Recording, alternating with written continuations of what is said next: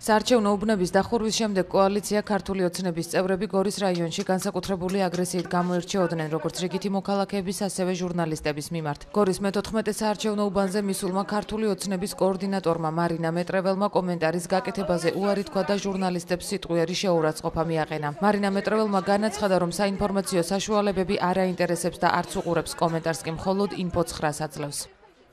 და ხო გესმით რაც მოხდა.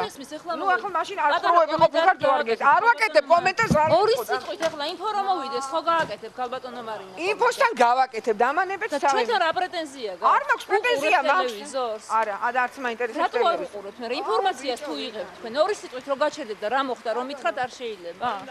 ალის ტრახვები დამდევენ არჩალია, ალის ტრახვები.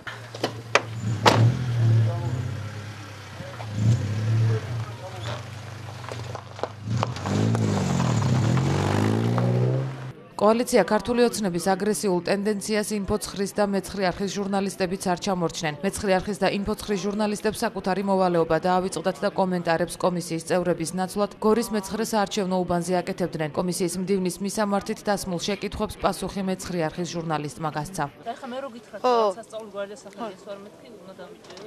არა, სახელი და გვარი ვიცით ვიც იყო და რაც იყო მაგრაბათო. ხო. არა, უბრალოდ ეკითხები სასწაული გვარიო. არ შემოდის სასწაული გვარიო და არა, მოდი რა, ნუ გამოდიხარ, იცი, ძალიან გეხოცები იმაზე რა. სასწაული გვარი შენ ეხმარები, მხარე ხარში? არანაირი მხარეა, რატომ მომიშვრე მიკროფონი? არა, კითხვა დაუსვი ისეთი მომისმნე.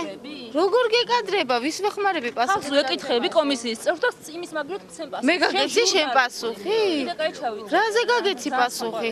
სასწაული გვარი და სახელი, ადამიანის ჩვეულებრივი გვარი და სახელი.